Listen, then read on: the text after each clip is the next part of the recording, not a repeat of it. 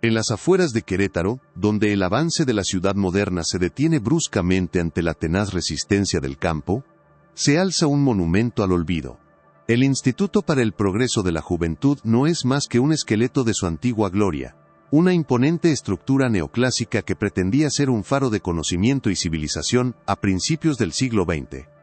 Hoy, sin embargo, sus muros de cantera manchados por la humedad y cubiertos por una gruesa capa de hiedra, parecen exudar una melancolía palpable, un pesar que se adhiere al aire como el rocío de la mañana.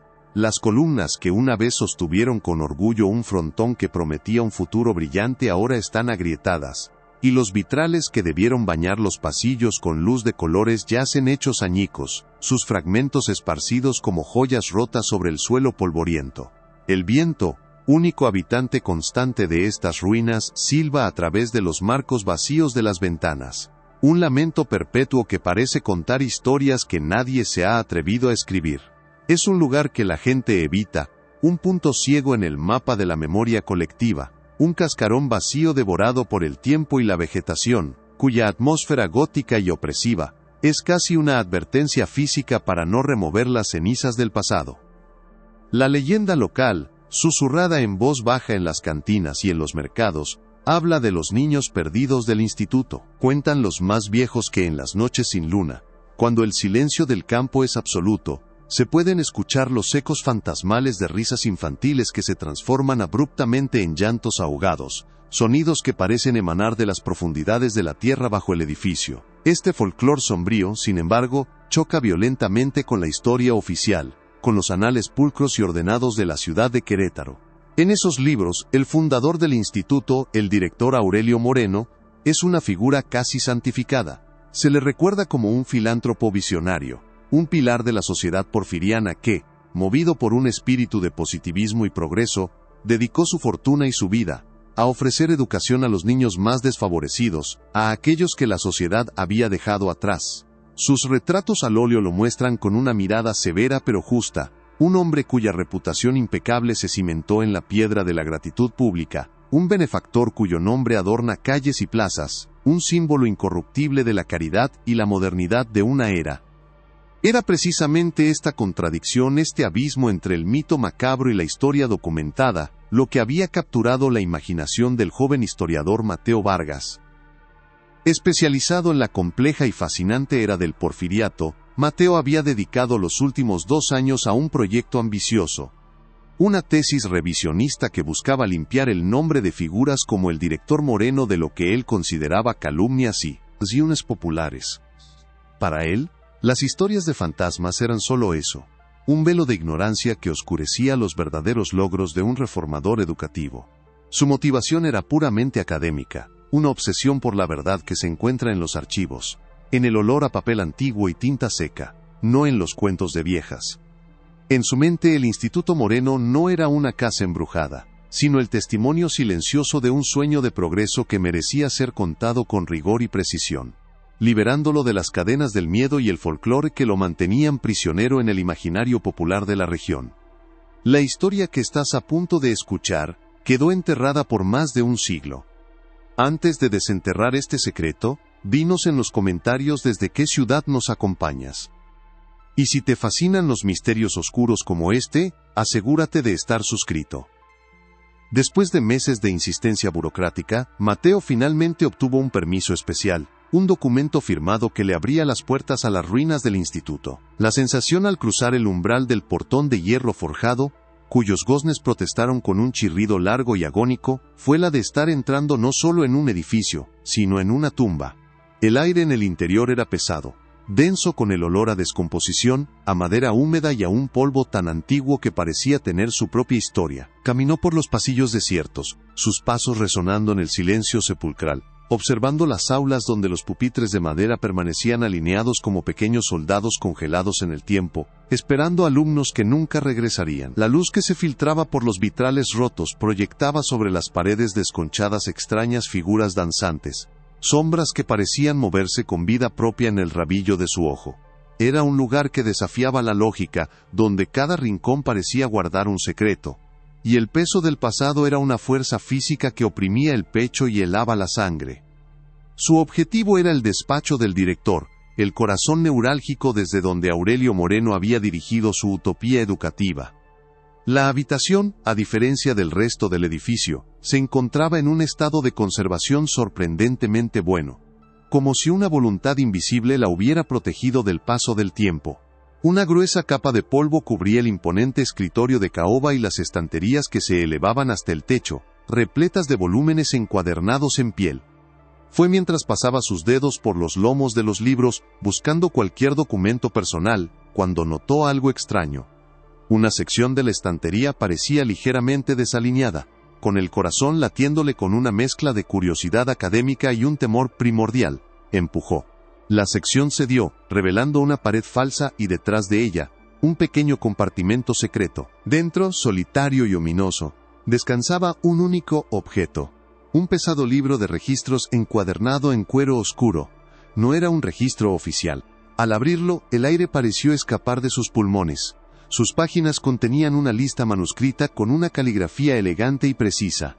27 nombres de niños.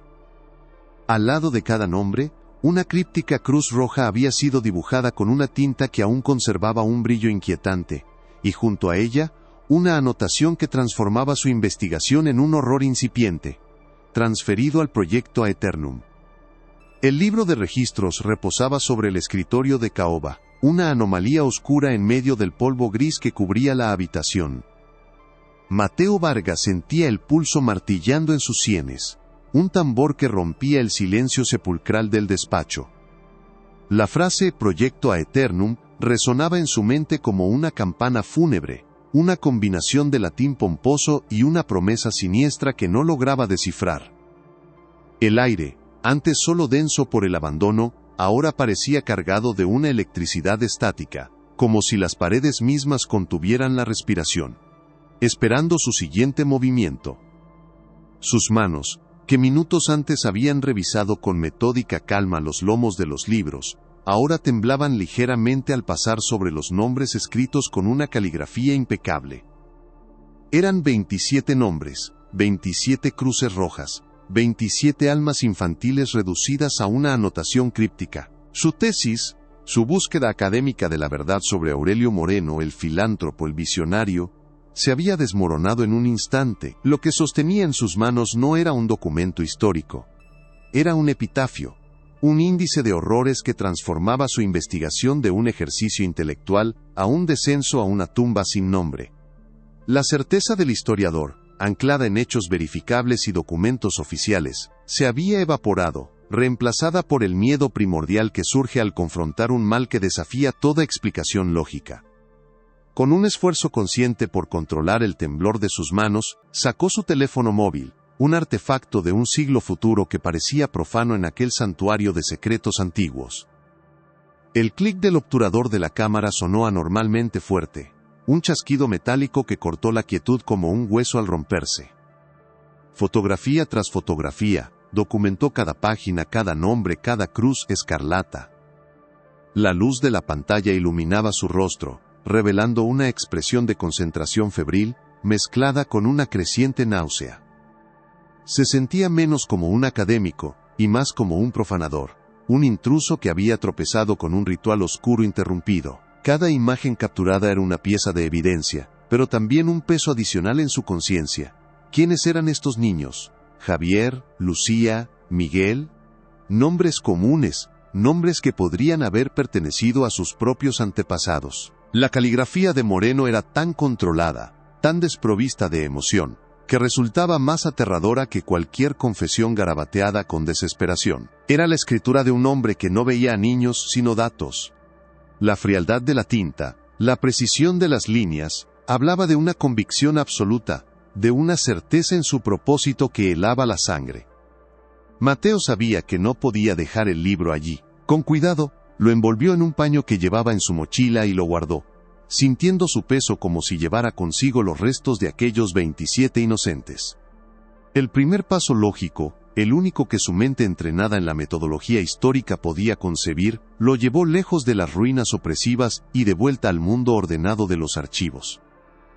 El Archivo Histórico Municipal de Querétaro era su territorio, un laberinto familiar de estanterías metálicas y el olor penetrante y reconfortante del papel antiguo.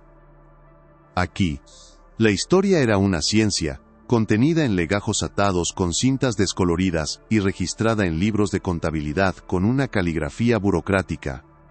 Durante años, este lugar había sido su refugio, un santuario donde las pasiones del pasado eran domesticadas y convertidas en datos analizables. Pero hoy, el silencio del archivo no le traía paz.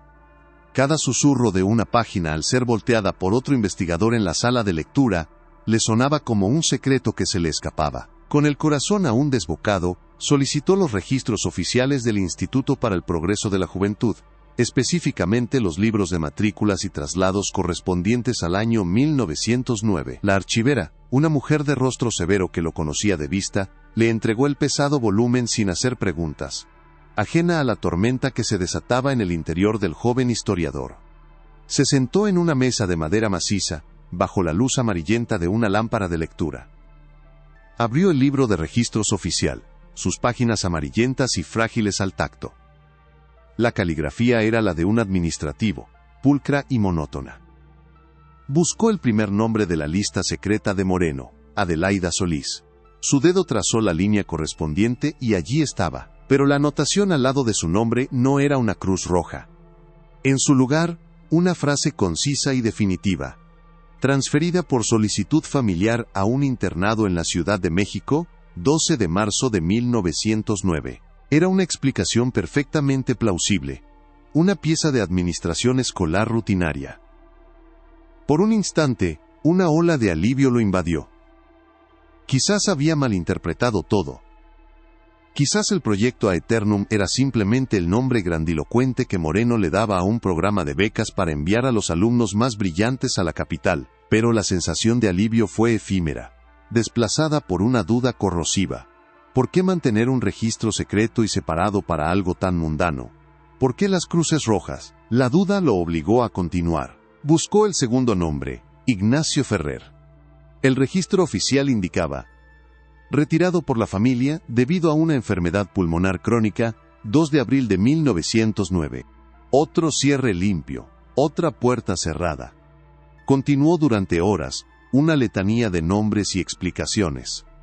Cada niño de la lista secreta tenía una salida ordenada en los registros oficiales. Uno había sido reclamado por un tío recién descubierto en Veracruz. Otra había regresado a la hacienda de sus padres en el Bajío. 27 niños, 27 historias de partida, todas ellas impecablemente documentadas, lógicas y sin embargo, profundamente inquietantes en su conjunto. El patrón era demasiado perfecto. No había cabos sueltos, ni preguntas administrativas, ni notas al margen. Era como si una mano invisible hubiera pasado por los registros, limpiando cualquier rastro de duda, puliendo la historia hasta dejarla lisa y sin fisuras. Mateo se reclinó en su silla, el zumbido de la lámpara llenando el silencio. Su mente de historiador, entrenada para detectar inconsistencias, estaba en alerta máxima. Esto no era un registro, era una coartada. Una coartada de 27 capas, construida con la tinta indeleble de la burocracia, para ocultar una verdad que se negaba a ser enterrada. Se dio cuenta de que no encontraría la verdad en los documentos que estaban a la vista de todos, sino en aquellos que nunca debieron ser consultados. Su siguiente parada fue un lugar donde los registros no eran de vida escolar, sino de vida y muerte. Los archivos parroquiales de la Catedral de Querétaro se guardaban en una sala pequeña y fría, anexa a la sacristía, donde el aire olía a cera de vela, incienso rancio, y la humedad de la piedra centenaria. Aquí, los nombres no estaban asociados con el progreso y la educación, sino con los sacramentos que marcaban el principio y el fin de la existencia humana. Mateo buscó primero los libros de bautismos. Con la ayuda de un anciano sacerdote de manos temblorosas, localizó las entradas correspondientes a los años de nacimiento de los niños. Uno por uno los encontró. Adelaida Solís, bautizada el 6 de junio de 1899. Ignacio Ferrer, el 18 de octubre de 1900, eran reales. No eran fantasmas ni invenciones. Eran niños de carne y hueso, con padres y padrinos que habían prometido ante Dios guiarlos por el camino de la fe.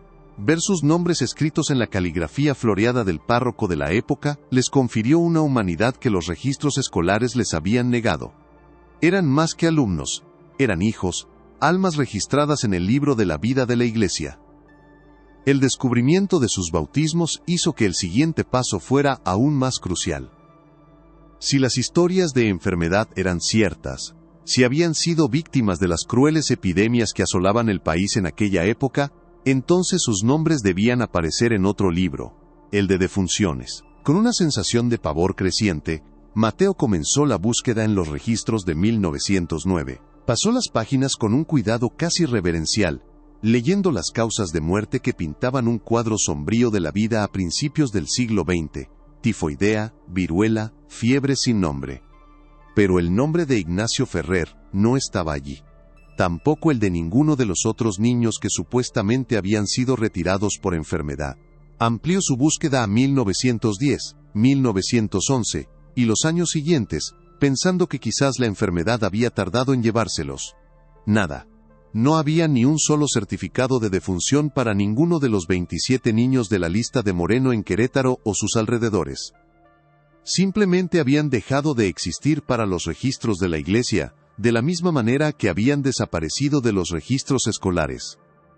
Se habían desvanecido en un limbo burocrático, borrados no solo de la escuela sino de la vida misma. La frustración era una presión física en su pecho. Los archivos, su fuente de certeza, le ofrecían solo contradicciones y silencios.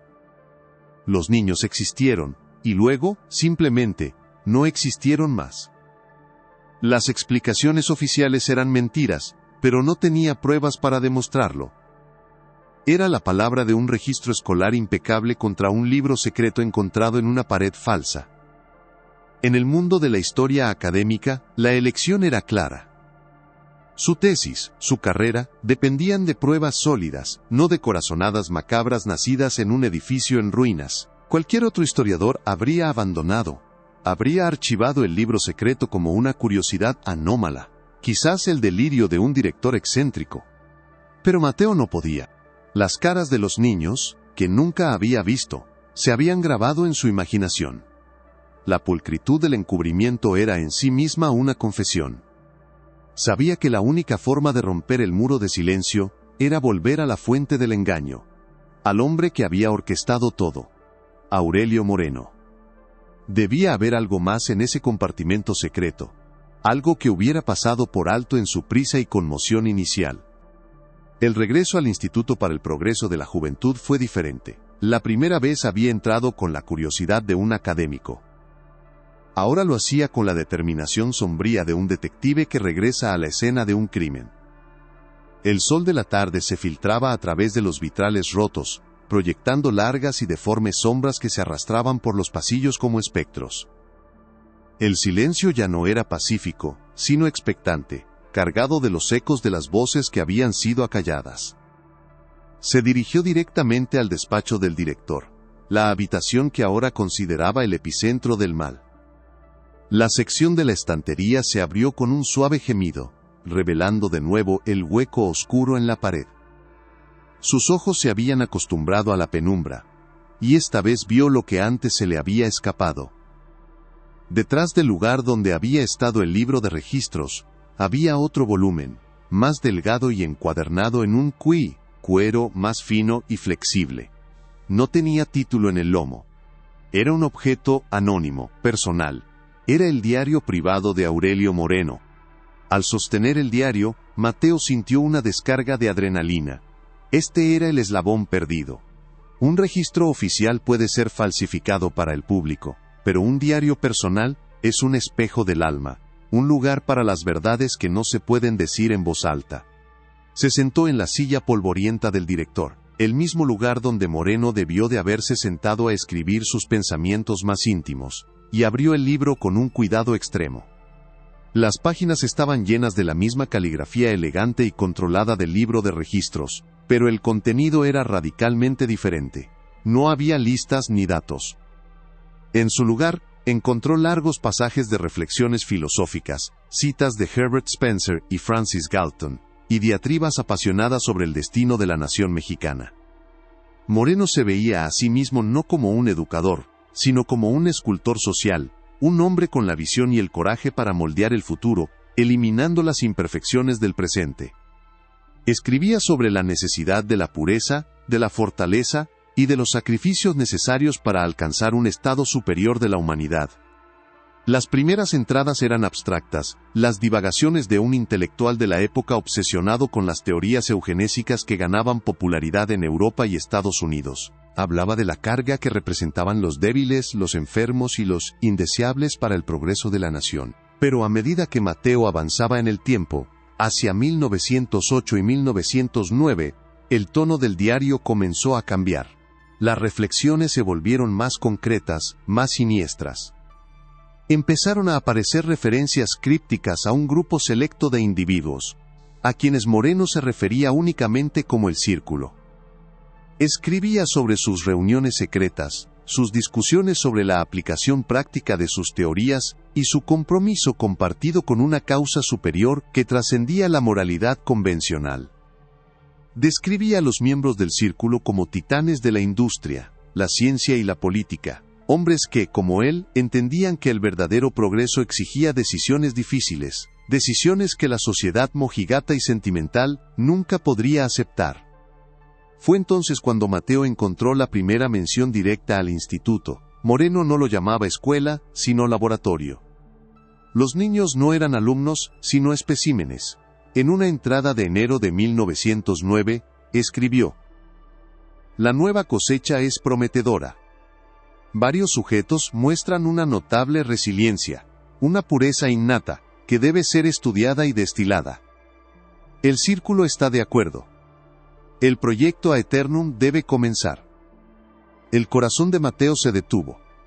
Allí estaba, la conexión directa entre la filosofía retorcida de Moreno, su grupo secreto y la lista de nombres. El proyecto Aeternum no era un programa de becas.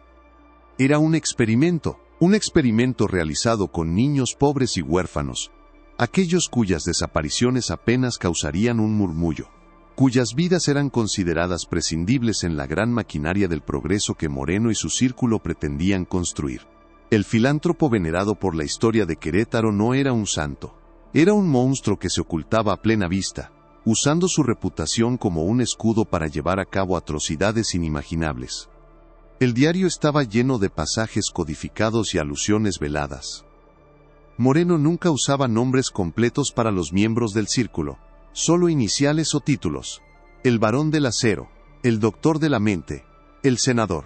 Era un rompecabezas deliberadamente ofuscado, diseñado para proteger a sus cómplices. Pero Moreno, en su arrogancia, había dejado una pista.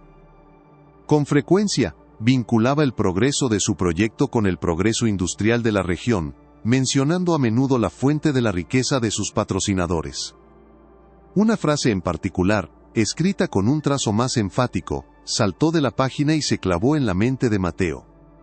La pureza de nuestra causa se forja en el fuego de los altos hornos, y se extrae de la plata que duerme bajo esta tierra bendita. La plata. Las minas, una de las industrias más poderosas de Querétaro durante el Porfiriato. Era una conexión vaga, pero era la primera pista tangible que apuntaba más allá de los muros del instituto. Mateo siguió leyendo, devorando las páginas hasta bien entrada la noche, la única luz la de su linterna que proyectaba sombras danzantes en las paredes del despacho. Su investigación había cambiado de rumbo una vez más. Ya no se trataba solo de encontrar qué les había pasado a los niños. Ahora se trataba de desenmascarar a los hombres que lo habían hecho posible. El Círculo, la élite de Querétaro. Hombres cuyos apellidos probablemente todavía adornaban calles, edificios y fundaciones benéficas en la ciudad moderna. La magnitud de la conspiración era abrumadora. Moreno no había actuado solo. Tenía protectores, financistas, cómplices en las más altas esferas del poder. Esto explicaba la perfección del encubrimiento, el silencio que había durado más de un siglo. No era solo el secreto de un hombre, era el pacto de sangre de una generación de líderes que habían construido su legado sobre los huesos de los olvidados. La última entrada relevante estaba fechada en diciembre de 1909, poco después de la última anotación en el libro de registro secreto. La caligrafía de Moreno era casi exultante, la de un hombre que ha alcanzado la culminación de la obra de su vida. Escribió: "El círculo celebra esta noche. El Aeternum se ha completado. Los especímenes han sido consagrados en el silencio de la Beta Madre. Un tributo final y eterno a la industria que financia nuestro glorioso porvenir. El experimento ha concluido, y sus resultados perdurarán para siempre. La Beta Madre. Una mina". La frase era a la vez poética y horriblemente literal. Los niños no habían sido transferidos, no habían muerto de enfermedad. Habían sido consagrados, sacrificados. Y sus cuerpos, la evidencia final de los crímenes de Moreno, habían sido ocultados en las profundidades de la tierra, en una mina de plata propiedad de uno de los miembros del círculo. La revelación golpeó a Mateo con la fuerza de un impacto físico. El misterio ya no estaba contenido en los archivos polvorientos. Tenía una ubicación geográfica. Y él sabía que tenía que encontrarla. La frase resonaba en la mente de Mateo Vargas como un eco en una cripta: la Beta Madre. No era una metáfora poética. Sentía en lo más profundo de sus huesos que era una ubicación literal. Una tumba sin marcar designada con la fría terminología de la industria que había financiado la masacre. Salió del despacho del director, sintiendo el peso del diario de Moreno en su mochila, no como papel y cuero, sino como una lápida.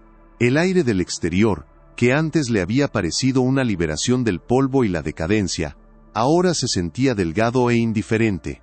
El mundo seguía girando, los grillos cantaban su canción nocturna en los campos circundantes, y las luces lejanas de la ciudad de Querétaro parpadeaban en el horizonte, completamente ajenas al abismo que él acababa de descubrir. Cada paso que daba para alejarse de las ruinas del instituto se sentía pesado, como si caminara a través de un lodo invisible de secretos y complicidad. La historia, que hasta ese momento había sido para él un campo de estudio abstracto, se había convertido en un paisaje de terror tangible. Ya no era un académico que buscaba una tesis, era el único custodio de una verdad monstruosa, el único que podía dar voz a 27 fantasmas que habían sido silenciados por más de un siglo por el poder y la arrogancia. La búsqueda de la Beta Madre comenzó no en el campo sino de nuevo entre los estantes silenciosos de la hemeroteca. Mateo necesitaba un mapa, no de la geografía sino del poder. El porfiriato en Querétaro, como en el resto de México, fue una era de concentración de riqueza sin precedentes, y gran parte de esa riqueza brotaba de las entrañas de la tierra. Se sumergió en los periódicos de la época, sus dedos manchados por la tinta seca de noticias de hace más de 100 años. Ignoró los titulares políticos y las crónicas sociales, centrándose en las secciones económicas, en los informes de producción minera, en los anuncios de nuevas concesiones.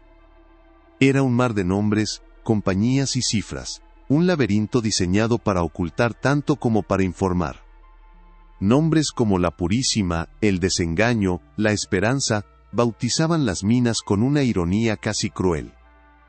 Durante días, su vida se redujo a cruzar referencias, a buscar conexiones entre los magnates mineros y el círculo social de Aurelio Moreno. Era un trabajo tedioso y frustrante, una aguja de plata en un pajar de documentos amarillentos. Cada noche, regresaba a su pequeño apartamento con los ojos ardiendo, y la mente llena de un rompecabezas cuyas piezas se negaban a encajar.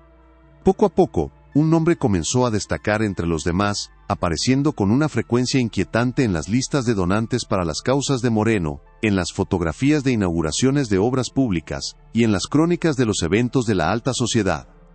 Ricardo de la Peña, su título no oficial, susurrado con una mezcla de admiración y temor en las columnas de chismes de la época, era el Barón del Acero, aunque su fortuna proveniente de la plata era aún mayor.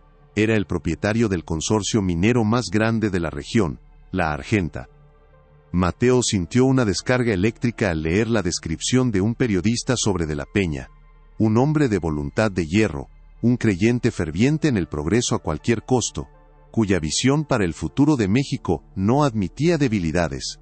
La descripción encajaba perfectamente con el tono de las entradas del diario de Moreno.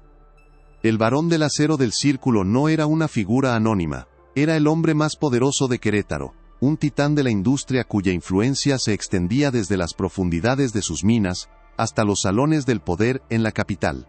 La conexión era más que circunstancial, era un pilar que comenzaba a sostener la terrible estructura que Mateo estaba descubriendo. Con el nombre de Ricardo de la Peña como ancla, las otras iniciales del diario de Moreno comenzaron a adquirir rostros y biografías. El doctor de la mente, mencionado como el arquitecto de la metodología del proyecto Aeternum, no podía ser otro que el doctor Julián Alcocer, un médico de gran prestigio conocido en los círculos académicos por sus controvertidas y radicales teorías sobre la herencia neurológica y la erradicación de las taras mentales.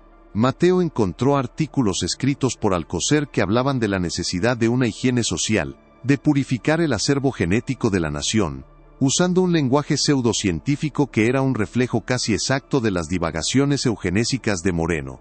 Luego estaba el senador Leandro Frías, un político influyente que había sido el principal benefactor político del Instituto para el Progreso de la Juventud, asegurando fondos gubernamentales y protegiéndolo de cualquier escrutinio. El círculo no era una sociedad secreta de excéntricos, era una alianza de poder entre la industria, la ciencia y la política.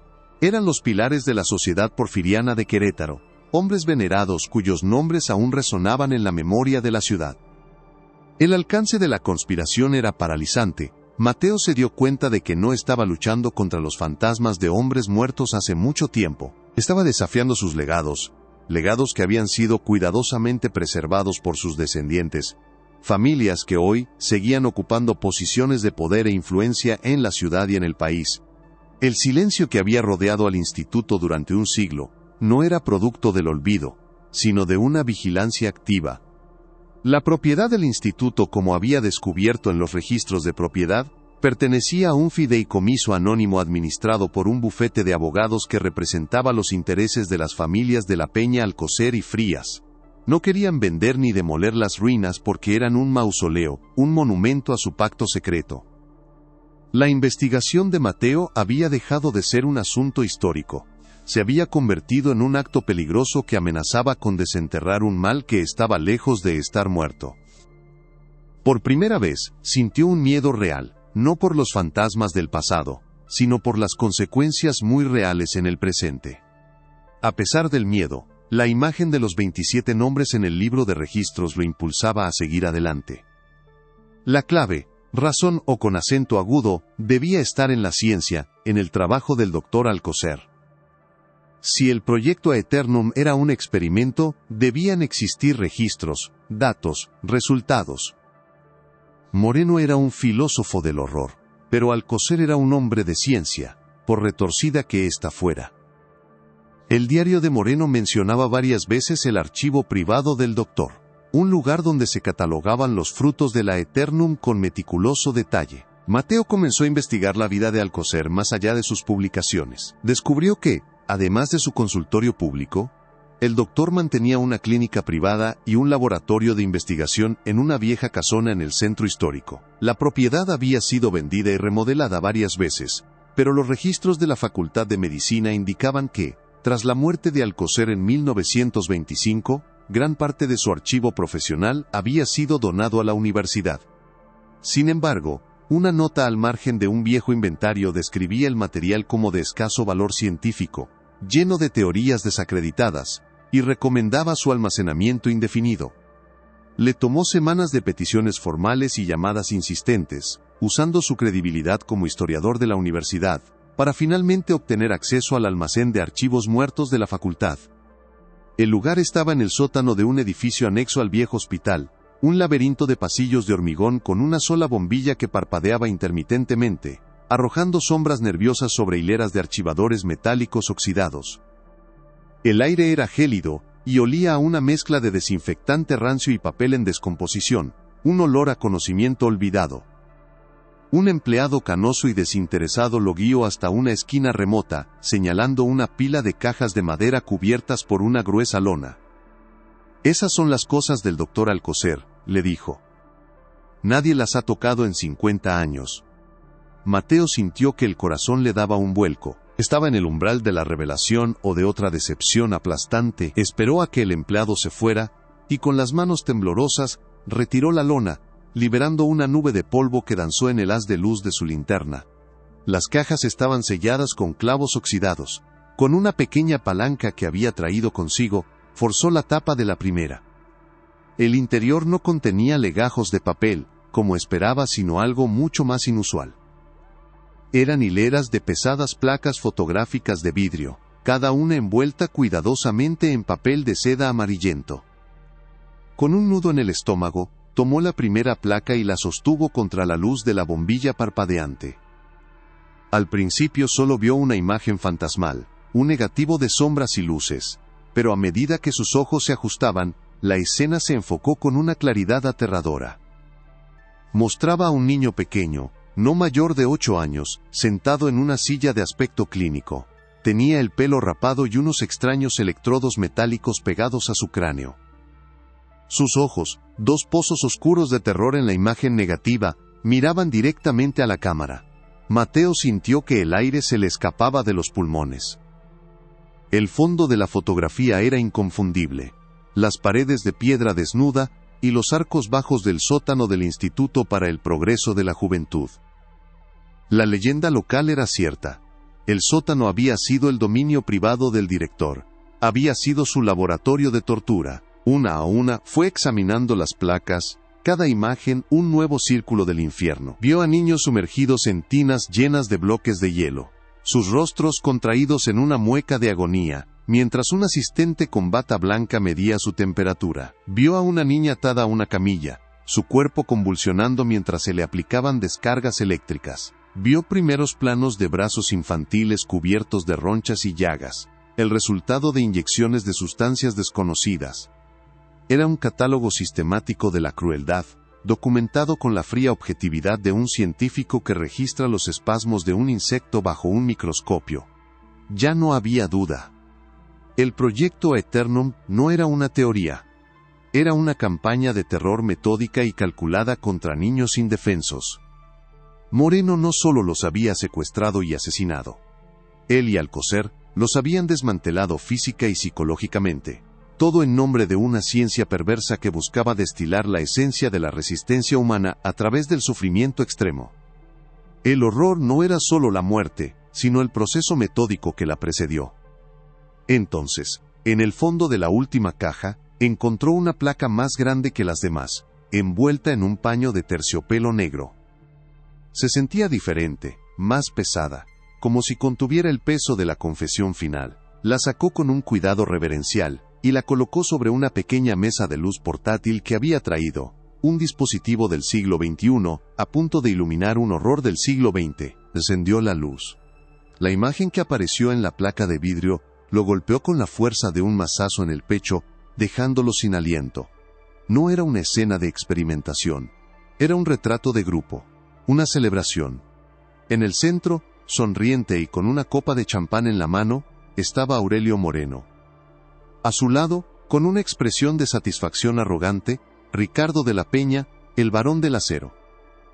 A su otro lado, el doctor Julián Alcocer, con su mirada fría y analítica, y junto a él, el senador Leandro Frías, con el aire de un estadista complacido. Estaban vestidos con sus mejores galas, como si celebraran la firma de un tratado o el éxito de un negocio. Y a sus pies, sentados en el suelo de piedra del sótano, estaban 5 de los niños. Estaban vestidos con camisones blancos, limpios e impolutos, pero sus ojos estaban vacíos, sus extremidades laxas. Estaban drogados, reducidos a meros accesorios para la fotografía. No eran víctimas, eran trofeos. Escribe macabro en los comentarios si esta historia te ha puesto los pelos de punta. La revelación fue tan profunda, tan absoluta, que Mateo tuvo que apoyarse en la pared fría del sótano para no caer. El aire pareció solidificarse en sus pulmones.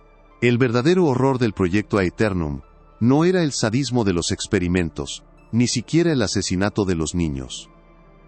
El verdadero horror estaba en esa imagen. Estaba en las sonrisas, en el brindis, en la absoluta falta de remordimiento. Para el círculo, estos niños no eran seres humanos, eran materia prima, especímenes exitosos, la prueba tangible de su propia superioridad. Habían posado para esa fotografía con el mismo orgullo con el que un cazador posa sobre su presa.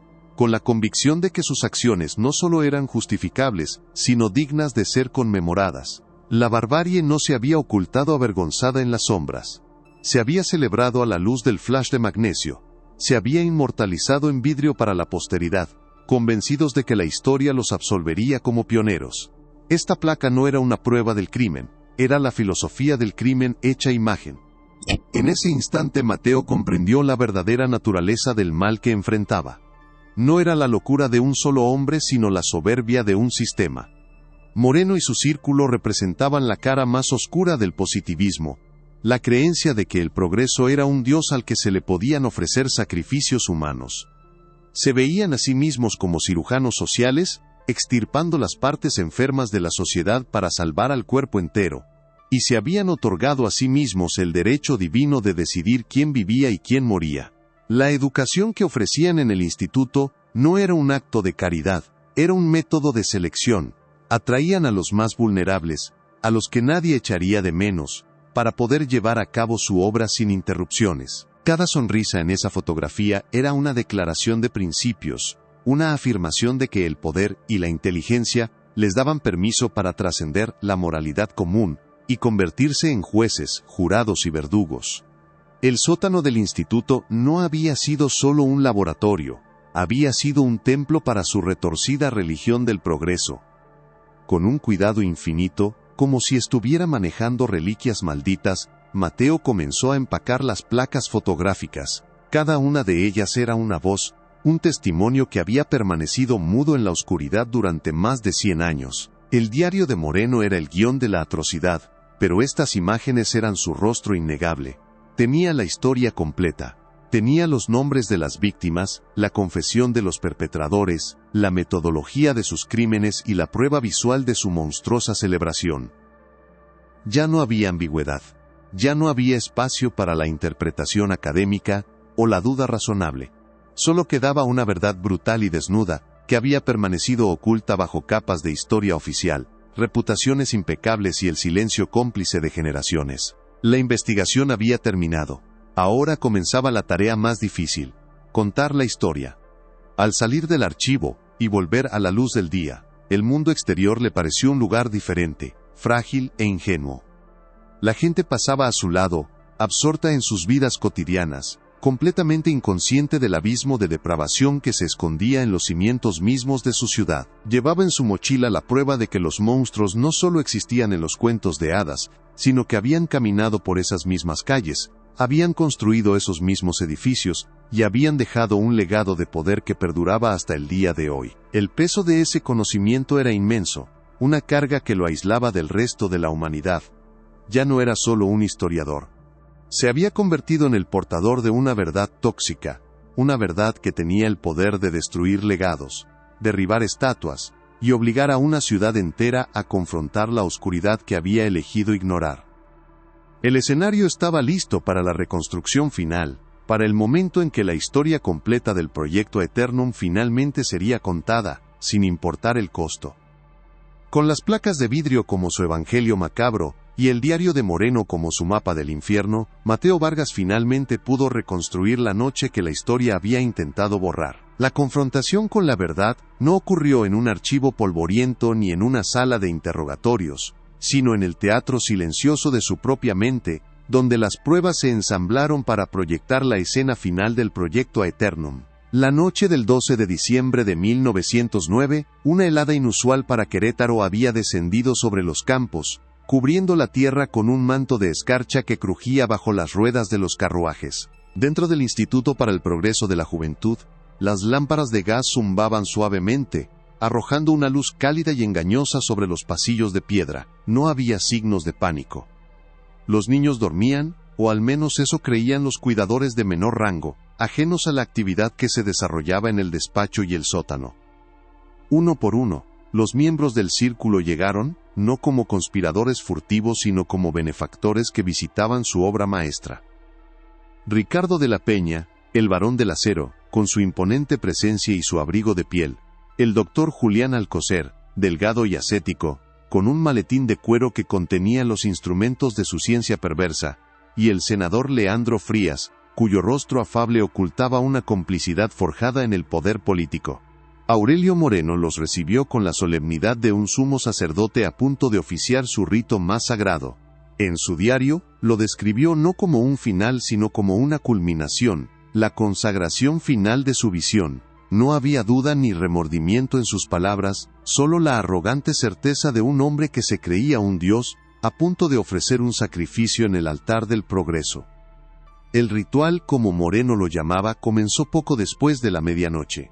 Los 27 niños, los especímenes más resilientes, los que habían sobrevivido a meses de terroríficos experimentos, fueron despertados suavemente y conducidos en pequeños grupos hacia el sótano. Se les dijo que recibirían una medicina especial, una vacuna final, que les garantizaría una vida larga y saludable, una recompensa por su buen comportamiento. Algunos, adormecidos y condicionados por meses de obediencia forzada, caminaron en un silencio resignado. Otros, cuyos espíritus aún no estaban completamente rotos, lloraron en voz baja, su miedo instintivo superando la sedación.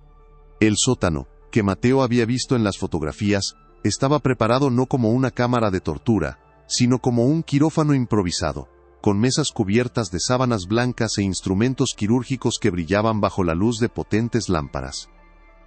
El doctor Alcocer se movía con una eficiencia fría, administrando una última inyección a cada niño, una mezcla de sedantes potentes y un veneno de acción lenta que había perfeccionado durante meses.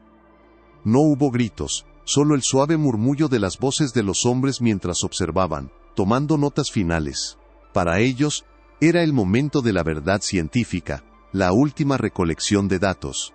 Para los niños, fue una traición final y absoluta, un acto de violencia disfrazado de cuidado, administrado por las mismas manos que se suponía debían protegerlos. La muerte no llegó como un golpe, sino como un sueño frío del que nunca despertarían. Sus últimas respiraciones se desvanecieron en el aire helado del sótano. Una vez que el último corazón dejó de latir, la segunda fase de la operación comenzó con una eficiencia logística que solo la industria de Ricardo de la Peña podía proporcionar. 2 carros de carga, de los que se usaban para transportar mineral de plata desde las minas, esperaban en el patio trasero del instituto, ocultos por la oscuridad de la noche sin luna. Los pequeños cuerpos, envueltos individualmente en lonas ásperas, fueron sacados del sótano y cargados en los carros como si fueran sacos de grano. La operación fue silenciosa, metódica y desprovista de toda ceremonia. Moreno supervisó cada detalle, asegurándose de que no quedara ningún rastro, ninguna evidencia física de lo que había ocurrido. La procesión fúnebre partió del instituto y se adentró en los caminos rurales, sus ruedas amortiguadas por la tierra húmeda. Su destino era la mina La Argenta, la joya de la corona del Imperio de la Peña. Específicamente se dirigían a un pozo abandonado conocido como la Veta Madre, un eje vertical que se hundía a cientos de metros en la oscuridad de la tierra, demasiado inestable para la minería pero perfecto para servir como una fosa común indetectable. Uno por uno, los bultos fueron arrojados al abismo. No hubo oraciones, ni palabras de despedida. Solo el sonido sordo de sus cuerpos golpeando las paredes de roca en su largo descenso hacia el olvido. Un sonido que fue rápidamente devorado por el silencio de la tierra. Los 27 niños del Proyecto Aeternum habían sido, como escribió Moreno en su diario, consagrados en el silencio de la Veta Madre, un tributo final y eterno a la industria que financió nuestro glorioso porvenir. La publicación de los hallazgos de Mateo Vargas no fue un artículo académico, fue una detonación.